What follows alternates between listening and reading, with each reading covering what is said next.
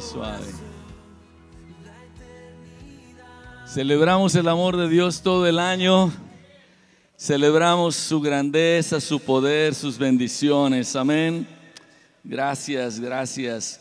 Lo que se siembra en los niños, wow, esto va a producir algo grande y confiamos que será de grande bendición en sus vidas.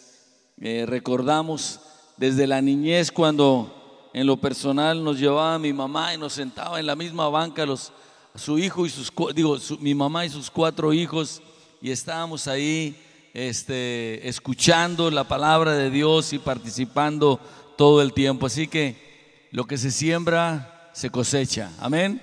Gloria a Dios por ello. Gloria al Señor. Bueno, veo yo que de repente nosotros queremos tener una victoria grande sobre el enemigo. ¿Quién dice amén a esto? Una victoria grande realmente. Cuando dice la palabra de Dios, resistid, ¿verdad? Someteos pues a Dios, resistid al diablo y huirá de vosotros. Realmente no se trata de estarse peleando un round y otro round y otro round, o andar corriendo como, ¿cómo se llamaba bueno, no quiero decir el nombre, pero bueno. Pero no se trata de eso, sino se trata de vivir una vida de victoria, una vida de éxito, de abundancia, de bendición de parte del Señor para nosotros. El apóstol Pablo lo tenía bien claro y entendía cómo hacer las cosas. Y esto que yo quiero compartir con ustedes es precisamente eso. El cómo, alguna de las herramientas claves para que nosotros podamos tener una victoria sobre el enemigo. El apóstol Pablo escribe a la gente de Corinto ya con la revelación del Espíritu Santo de la palabra, y él dice lo siguiente. Dice: ¿saben? Al que ustedes perdonen, yo también lo perdono. Yo también lo perdono por ustedes en Cristo, para que el enemigo, para que Satanás no gane ventaja sobre nosotros, porque no desconocemos sus maquinaciones. Déjenme lo digo otra vez. Dice: al que ustedes perdonen, yo también, por causa de ustedes. Y dice: para que el enemigo, para que Satanás no gane ventaja sobre nosotros, pues no desconocemos sus maquinaciones. Estamos hablando que él escribe ya aún después de la resurrección del Señor Jesucristo.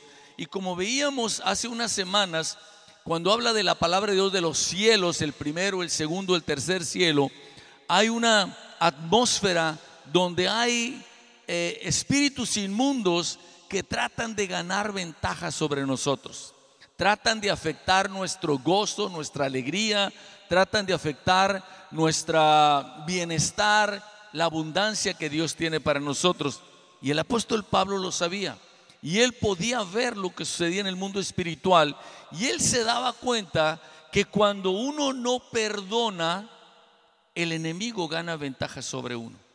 Cuando uno no perdona, uno piensa, bueno, no tiene trascendencia, es algo entre él y yo, es algo entre esta persona y yo, es que estamos peleados y simplemente no nos hablamos, pero somos cristianos, ¿verdad? Somos hermanos en la fe, pero estamos peleados, y yo no lo voy a perdonar porque no tiene caso, ¿verdad?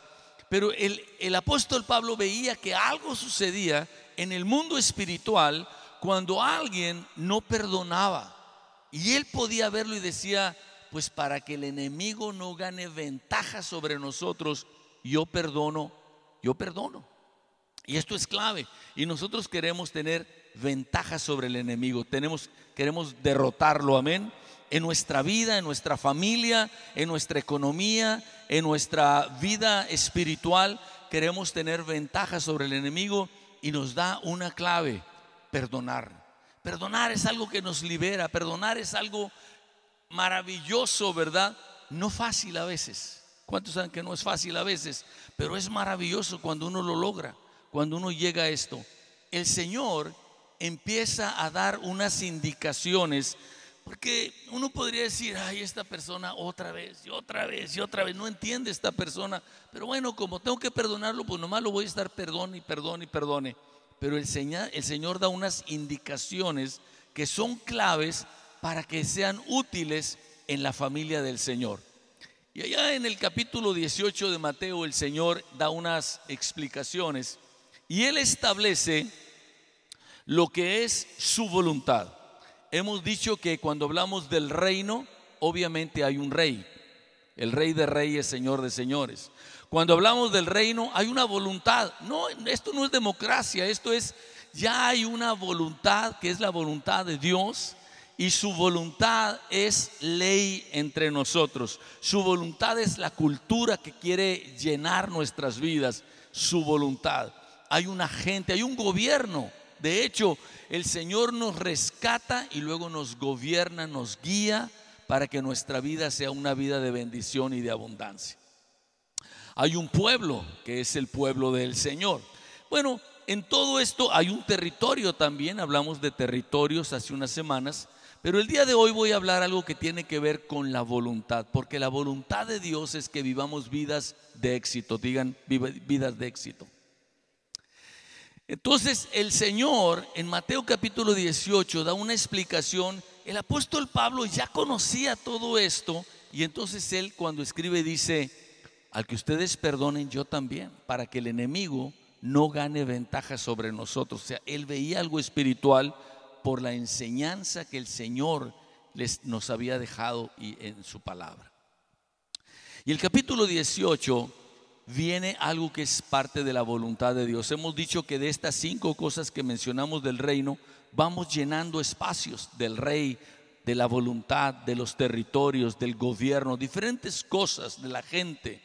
Pues aquí vamos a hablar algo de la voluntad del Señor, porque en el 18:14 dice: no es la voluntad de vuestro Padre que está en los cielos que se pierda uno de estos pequeños. O sea, si lo pongo del otro lado, es la voluntad del Padre es que no se pierda nadie, ni el que parezca el más pequeño. La voluntad del Padre es que nadie se pierda. De hecho, cuando vemos en el contexto de este pasaje, nos damos cuenta que ellos vienen y dicen: a ver, estamos aquí platicando los discípulos y decimos: bueno, Señor, finalmente, ¿quién es el más grande entre los que estamos aquí? Y el Señor toma un niño y dice: el que se humille como un niño será el más grande. Y empieza el Señor a decir: y cuidado con que alguno haga tropezar a alguno de estos pequeños que creen en mí. Y de ahí se desarrolla esta conversación y esta enseñanza que el Señor nos está dando. Y viene a hablar, dice: aún una oveja el Señor va y la rescata. Y empieza a hablar de todo esto y concluye con esta parte: así no es la voluntad de vuestro Padre que está en los cielos que se pierda uno de estos pequeños. Entonces el apóstol Pablo entiende y dice: el enemigo tiene unas maquinaciones. La Biblia dice: no tenemos lucha contra sangre y carne, ¿verdad? El enemigo tiene maquinaciones. De repente uno es muy inocente como cristiano y no puede ver lo que pasa en el mundo espiritual, pero el enemigo tiene maquinaciones y trata de que haya desorden, de que haya desobediencia, que haya pleitos, contiendas. Yo le doy gracias a Dios porque yo creo que nosotros vivimos un tiempo bien suave como congregación de paz. Cuando estaba yo el jueves aquí entre amigas, ¿verdad? Que traje al pastor de Monterrey para que viera, y yo le dije: mira, estamos viviendo un tiempo bien suave nosotros siempre. Hay mucha armonía, hay mucha generosidad, hay mucha muestra de amor. Así no te tocó ver el de los hombres, pero es igual, es bien padre. Pero el enemigo puede tratar de romper con esa armonía, y el Señor nos dice: yo te voy a enseñar para prevenir esa realidad. Entonces, cuando nosotros oramos, que le decimos: Señor, enséñanos a orar, el Señor dice: bueno, cuando ustedes oren van a decir: Padre nuestro que estás en los cielos, santificado sea tu nombre, vénganos tu reino, que se haga tu voluntad aquí en la tierra como en el cielo. Y aquí dice, cuando decimos que se haga tu voluntad, decimos: ¿cuál es la voluntad? La voluntad es que yo tenga paz en mi familia.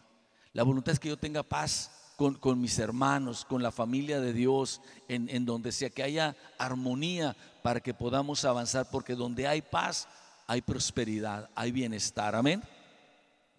Y el Señor dice: aquí hay algo que voy a explicarles. para que nosotros entendamos cómo funciona esto y para que algunos no se cuelguen de la liana y digan, ay no, pues si hay que perdonar, pues no le hace que yo esté muele y muele y muele y muele y muele, al cabo me van a seguir perdonando, sino que hay reglas, y aquí viene la explicación detallada.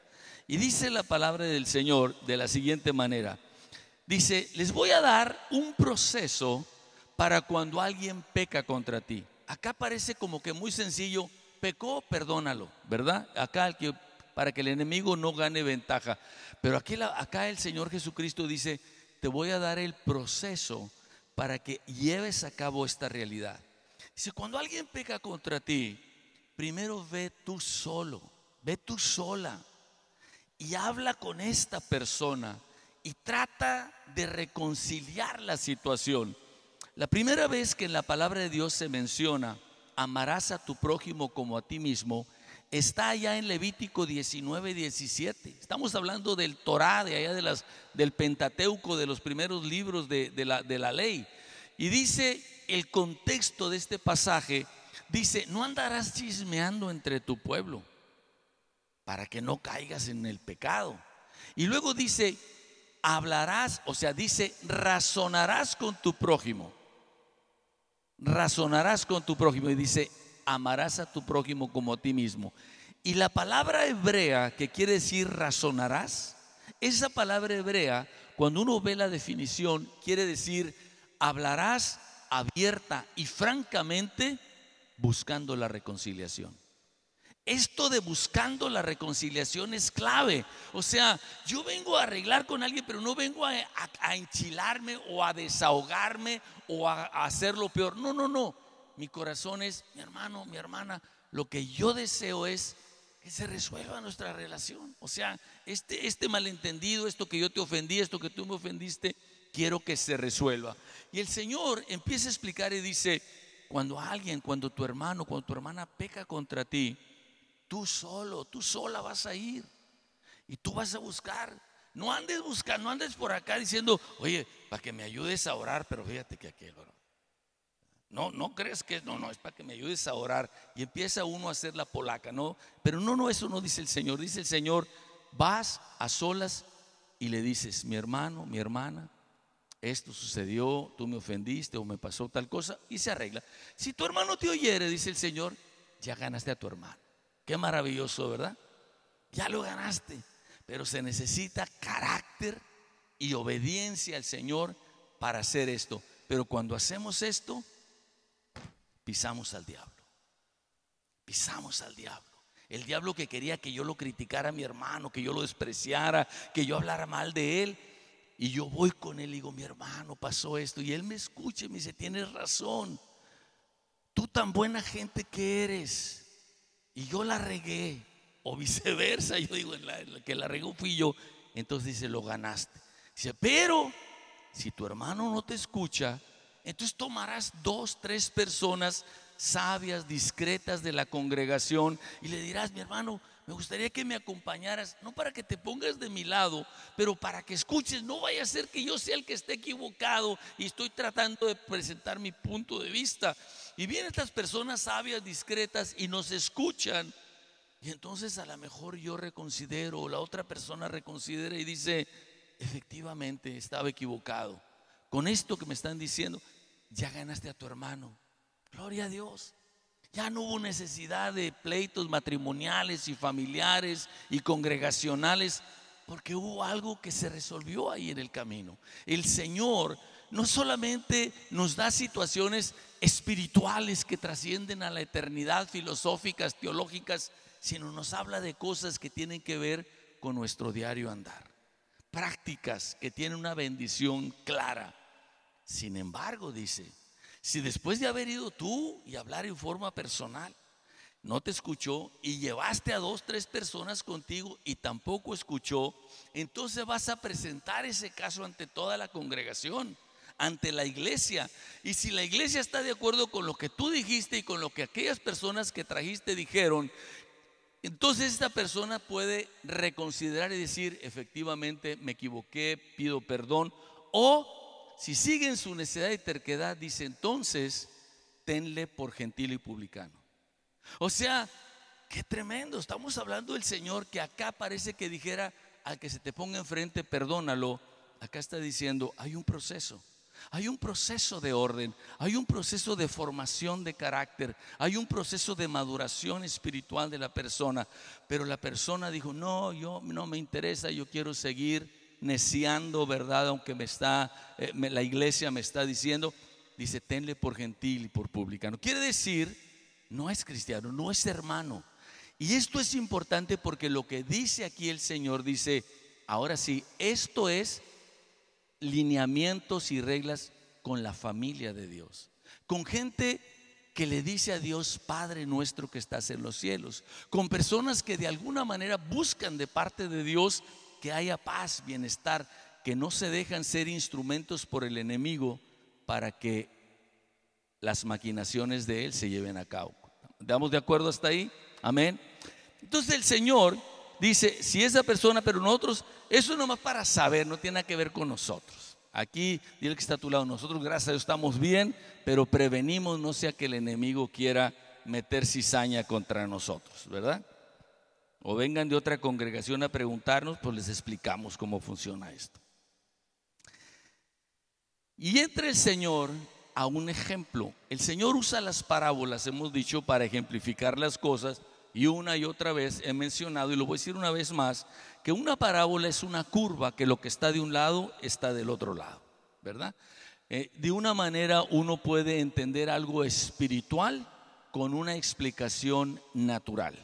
El Señor quiere que entendamos algo espiritual y nos dice algo que tiene que ver con lo que nosotros comprendemos. Puede ser la pesca, puede ser la siembra, puede ser el reino, un rey, un reino, sus empleados o su gente, ¿no?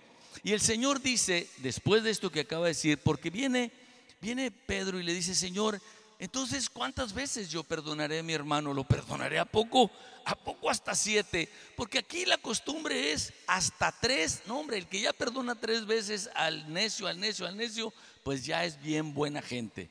Y el Señor dice, ¿a poco hasta 7 lo perdonaré? Y el Señor le dice, no te digo 7, sino 70 veces 7. Y no es que está hablando de la contabilidad, sino de la intención del corazón. La intención de nuestro corazón siempre tiene que ser buscando la reconciliación. Siempre buscando. Si yo tengo un problema en mi familia, en mi matrimonio, en mis hijos, en mi negocio, en mi congregación, mi corazón, me dice el Señor, siempre, no se te olvide, hasta 70 veces 7 tu corazón no puede cambiar. Siempre tiene que ser buscando la reconciliación. Y ahorita te voy a decir por qué, dice el Señor. Porque esta persona que está aquí al lado, esta con la que tú te peleaste, yo tengo un gran valor para esa persona. Para mí vale mucho esa persona. Tú vales mucho, la otra persona vale mucho también. Y dice, por lo tanto, dice el Señor, por lo cual el reino de los cielos es semejante a un rey que quiso hacer cuentas con sus siervos. Este rey quiso hacer cuentas con sus siervos, pero tenemos que entender que no está hablando de el rey cuentas con. Yo pensaba por muchos años, yo decía, bueno, con sus siervos, pues quiere decir así como el que es de mantenimiento ahí de su palacio o los. No. Está hablando de los gobernadores de las regiones que él tiene. Si el rey reparte territorios y les dice, tú me lo vas a trabajar, tú mismo lo vas a repartir una vez más y vas a levantar impuestos, tú vas a sembrar, vas a levantar ganado y me vas a producir ingresos. Y entonces va estableciendo gobernadores y dice la palabra de Dios que un día el rey, fíjense de lo que está hablando de perdonar, ¿ok? Pero un día el rey le dice, oye, pues yo quiero hacer cuentas con mis siervos. Y viene un siervo y le dice, mira, Señor, en este año hubo tanto producto, yo te había dicho que te iba a dar tanto, pero sabes que te voy a poder dar eso y poquito más. Ay, ahí está, ¿verdad? Y viene otro y aquí está, te pago el impuesto que yo te dije, y aquí está otro y paz. Pero llega uno que le dice, no, yo no puedo pagar. No dice por qué, ni tampoco le pregunta, oye, ¿por qué no puedes pagar? Oye, pues es que no llovió o hubo de exceso de lluvia. No. tú me dijiste que me ibas a dar tanto al año si yo te ponía por gobernador por ese territorio, y tú estás viniendo y me estás diciendo que no me puedes pagar. Para que entiendan la cantidad de dinero que este gobernador tenía, por eso entiendo yo que era una persona que manejaba un gran territorio. Era exactamente 216,000 kilos de plata, es lo que le debía. O sea, 10,000 talentos eran 216,000 kilos de plata. Pues obviamente no se trataba de que era un señor que le había prestado dinero, era alguien que manejaba un territorio. El señor dice: ¿No tienes lana para pagarme? No, le dijo en inglés, no big deal. Le dijo: agárrenlos y los metan, los venden y sus propiedades, y con eso me van a pagar. Con eso me voy a recibir el dinero. Este hombre se postra y le dice algo palabra por palabra. Le dice así, le dice: Señor, ¿verdad? Postrado, suplicando, le dice: Señor, ten paciencia conmigo y yo te lo pagaré todo.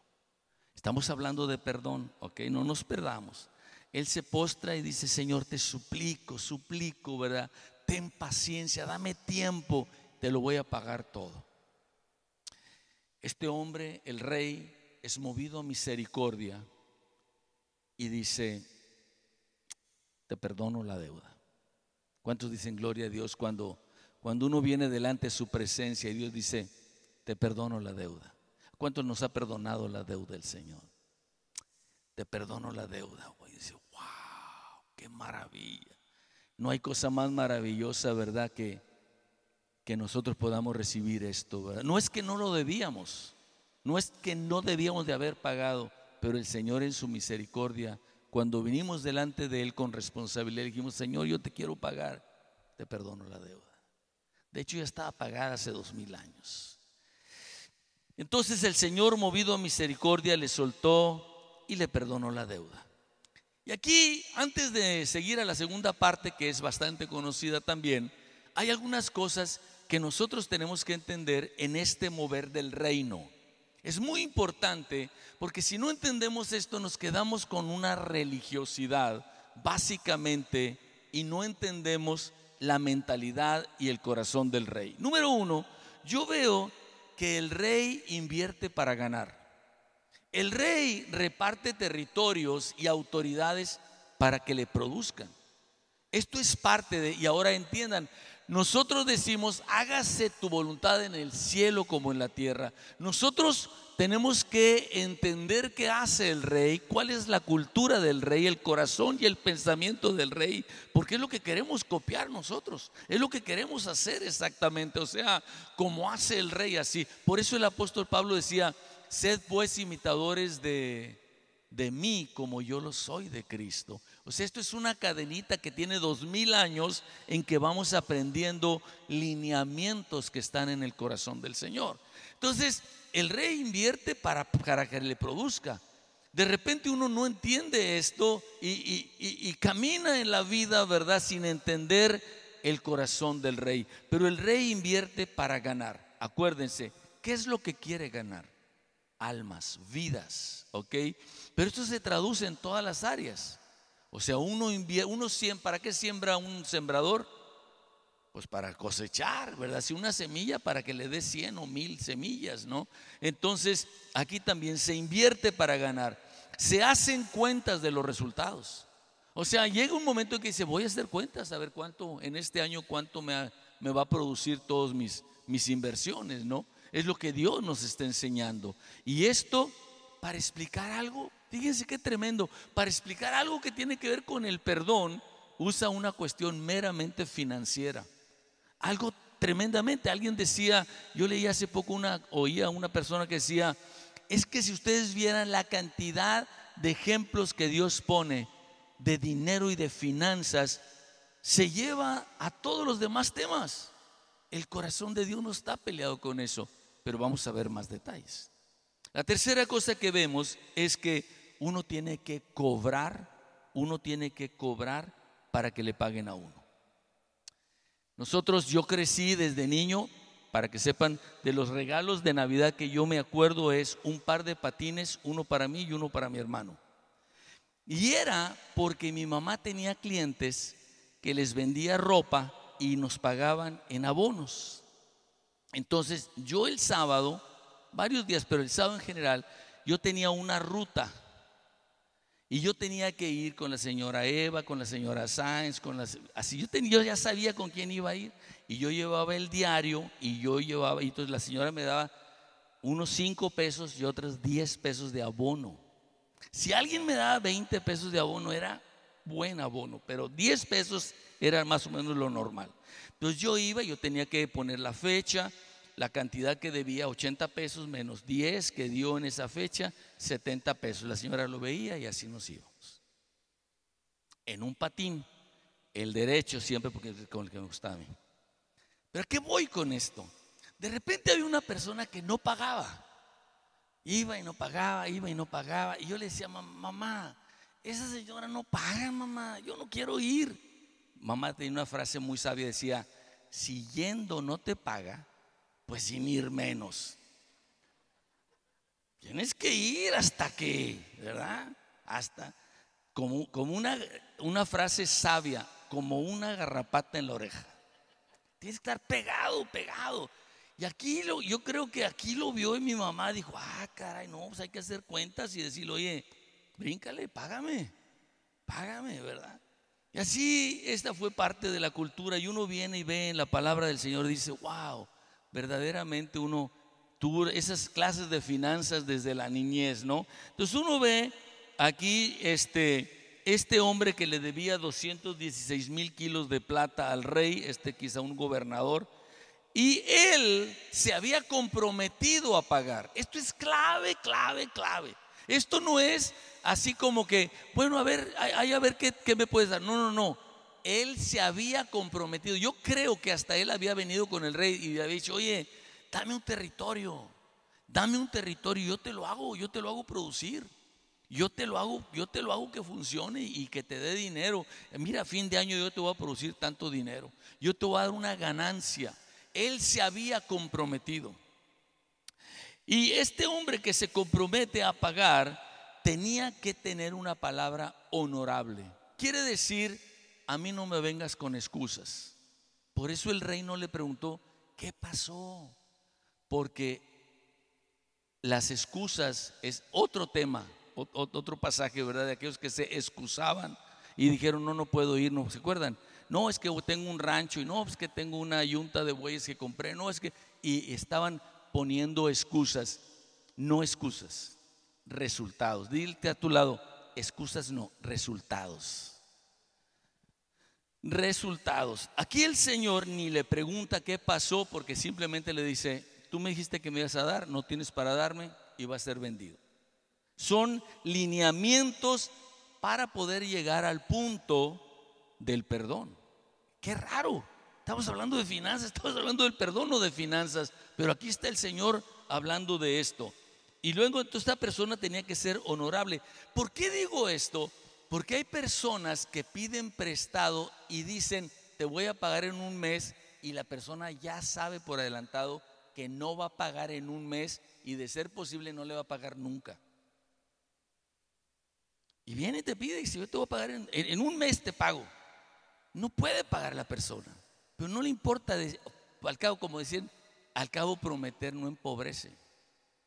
Es como los políticos, o sea, yo te prometo y te prometo. Bueno, es cierto, no vas a poder, o sea, así yo veo las cuentas, no salen, no puedes pagar. Pero él había prometido. Pero aquí se necesita no nomás que se prometa, sino gente que tiene la capacidad de cumplir con su palabra. Cumplir. Porque esto nos va a llevar a algo, a una definición más adelante. Más adelante. Entonces tenía que ser honorable, no salir con excusas. Ahora, esta persona que promete algo, que le promete algo, acuérdense que Dios hace muchos años, como 35, 45 años, me dijo, nunca me hagas una promesa que no me vas a cumplir. Nunca. Mejor no digas nada, pero si tú me prometes algo, me lo tienes que cumplir. Y aquí esto es algo que está en el corazón del Señor. Es algo que está en el corazón de Dios. Entonces, aquí nosotros tenemos que entender toda esta parte. Es el Señor Jesucristo hablándonos del Rey, que sabemos a quién se refiere, a el Señor. Está hablando de una serie de principios, y entre los principios está: yo voy a venir y te voy a reclamar. Yo invertí en ti. Dios ha invertido en nuestra vida, ha hecho una inversión en nosotros. Cada uno de nosotros somos este gobernador de terreno. Cada uno de nosotros somos personas que Dios nos ha depositado talentos, tiempo, riqueza, capacidades, para Él venir y decir: vengo a hacer cuentas contigo. Y lo vemos una y otra vez. Y el Señor, cuando el Señor llama para dar talentos, no dice: oye, ¿te gustaría que te diera talentos? ¿Te gustaría que te diera vida y talentos para que luego me puedas producir? No nos pregunta, simplemente dice: a ti te voy a dar y tú lo vas a hacer. Y es lo que dice el Señor, es lo que vemos aquí en la palabra de Dios. O sea, podemos ver que por un lado hay una justicia. No le está el Señor, el Rey, demandando algo que esta persona no podía pagar. No le está demandando algo sin haberle dado recursos para que lo pudiera producir. Te estoy dando este recurso que puede producir esta ganancia en tanto tiempo vengo por la ganancia. O sea, no es injusto, esto es justo. El Rey está siendo justo con él en medio de lo que sucede, y la persona dice: no puedo, te suplico que me des tiempo, tenme paciencia y yo te pago todo. Cuando él dice esto, ¿qué estaba mostrando? Responsabilidad o miedo, ¿verdad? Pero responsabilidad. Dijo: no, yo te voy a pagar. Yo te voy a pagar. No le dijo: oye, aquí te van 4 excusas para que me liberes. Te voy a pagar, dame tiempo. Cuando hay la justicia y la persona responde correctamente a la justicia, es muy probable que nosotros alcancemos misericordia. Porque la misericordia de alguna manera cubre y mueve la justicia. La justicia es: tú tenías que haber pagado. La misericordia es: no te preocupes, yo tomo el pago por ti. Y es lo que hace el Señor. Entonces, la misericordia de parte del Señor. Y aquí nosotros podemos ver esto y esperar. Ahora, quizá otras personas, obviamente, como vamos a ver, otras personas se dieron cuenta de lo que sucedió. Yo no sé si algunos de los que por adelantado ya habían pagado dijeron: híjole, mano, de haber sabido yo también le hago al loco y no le doy nada al Rey y me perdona. O a lo mejor alguien después hubiera dicho lo mismo: a este lo perdonó, y qué tal si a lo mejor yo le digo que no tengo tampoco y me perdona a mí.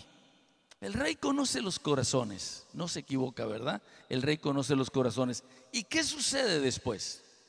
Este hombre, este gobernador, sale pues contento, ¿verdad? Porque ya no tiene ninguna deuda, y se encuentra a un consiervo. Quiere decir, se encontró a otro, pues yo pienso a lo mejor otro gobernador de otro territorio, o a lo mejor este era gobernador y el otro presidente municipal, no sé, ¿verdad? Pero algo así.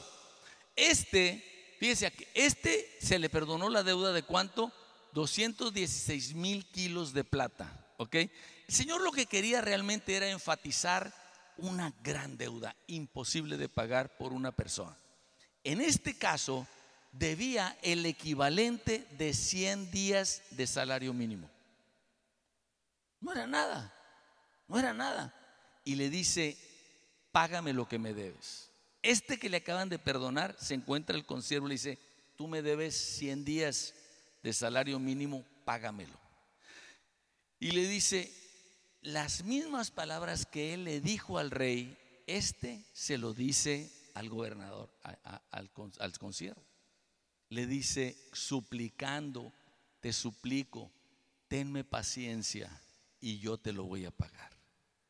Ninguna paciencia, vas para la cárcel hasta que me lo pagues, ¿verdad? Hasta que me lo pagues tú vas a dar a la cárcel.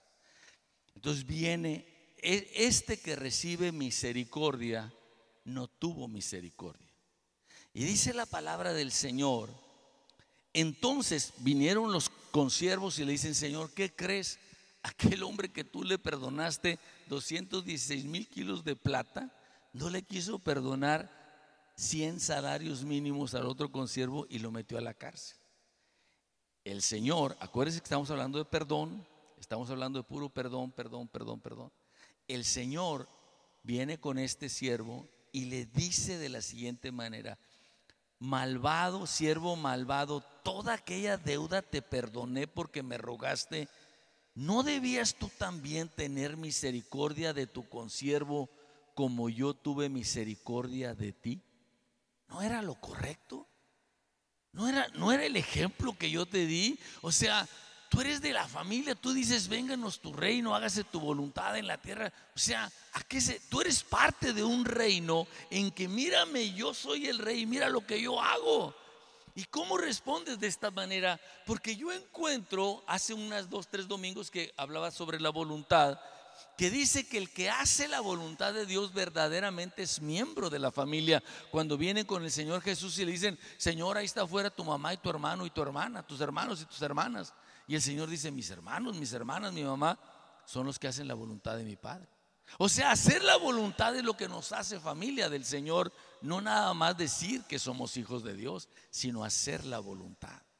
Entonces aquí nosotros podemos ver este principio del Señor, en que nosotros estamos copiando al Señor y decir, cuando se nos presente la situación que alguien nos ofende, decir de todo corazón yo te perdono. Hay que dar el proceso, démoslo. ¿Por qué? Porque se crea también un carácter, se forma un carácter en la persona. Entonces venimos y hablamos: y sabes que mira, tú has hecho así, así, así, ya me ofendiste a mí, antes que a mí ofendiste a tal persona, tal persona, tal persona. Pero es la persona entiende y dice: ya entendí, ya no lo vuelvo a hacer, ¿verdad? Pero la intención de nosotros es perdonar. Porque cuando nosotros tenemos la intención de perdonar 70 veces 7, o sea, intensa intención de perdonar, el enemigo no gana ventaja sobre nosotros. Nuestra intención es perdonar, nunca guardar el rencor, nunca guardar el coraje, el pleito, lo antes posible. No dejar que el sol se ponga sobre nuestro enojo. En el nombre poderoso de Cristo Jesús decidimos que se haga la voluntad del Rey sobre nosotros, en nuestras vidas, en nuestras familias, en nuestros matrimonios, amén. En cualquier lugar que estemos, que nosotros creemos que al llegar nosotros se haga esa situación, ese ambiente de amabilidad, ese ambiente de perdón, ese ambiente de amor, de comprensión. Llegamos y nosotros creamos ese ambiente, ¿verdad? Porque hay una intención de perdonar, una intención de liberar la situación, confiando en la buena mano de Dios que nos respalda siempre. Amén, gloria al Señor. Ahora entendemos mejor cuando decimos: es que la voluntad de mi Señor. ¿Por qué hago todo esto? Pues lo hago porque yo aprendí que para el Señor vale más las vidas de las personas que 216,000 kilos de plata. ¿Sí?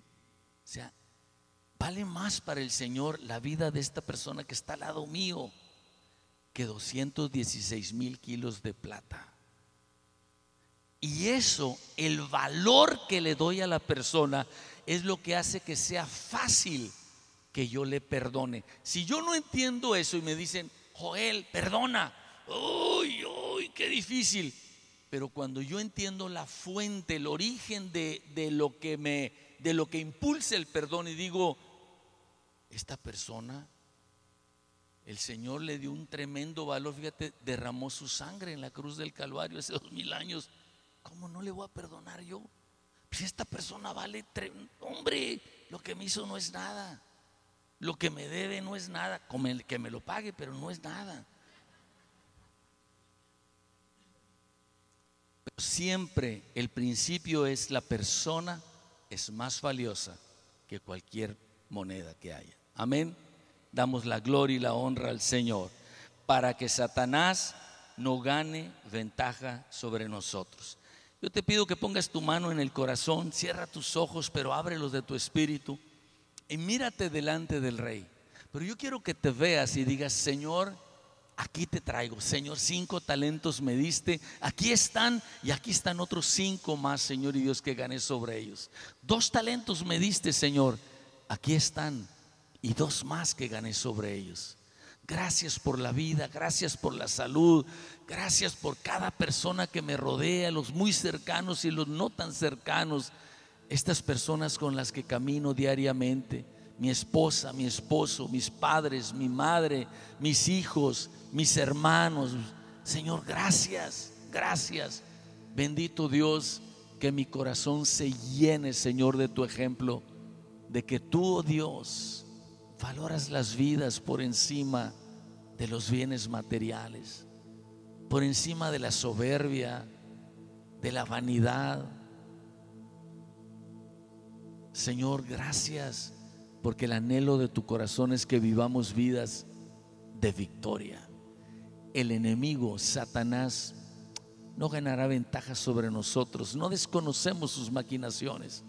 Sabemos que nuestra lucha no es contra sangre y carne, pero las armas de nuestra milicia no son carnales, son poderosas en Dios para la destrucción de fortalezas. Y Señor Santo, esta maravillosa arma que se llama perdón, el día de hoy, Señor, y en este tiempo en que todos de alguna manera envolvemos regalos, Señor, que no se nos olvide envolver el regalo del perdón, el regalo del amor, el regalo de la valoración, de decirle a la persona: tú eres muy valioso, tú eres muy valiosa ante los ojos de Dios y ante mis ojos. Aquí está este regalo de comprensión, de amor, de respeto, de amabilidad. Señor Jesús, cuánto nos amas, cuánto te agradecemos. Bendecimos tu nombre.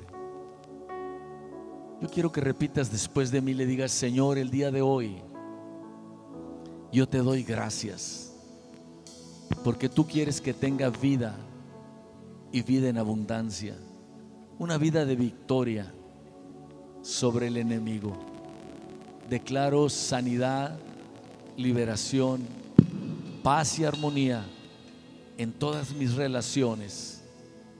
Mi corazón se llena de la intención del perdón, del amor y de la comprensión. Valoro a cada persona, por muy pequeño que parezca a los ojos de la sociedad, como una persona valiosa, que tu voluntad es que no se pierda.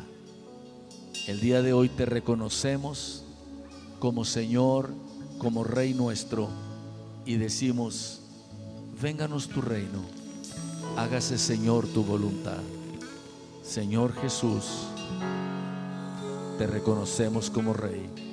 Amén, amén y amén. Gloria al Señor.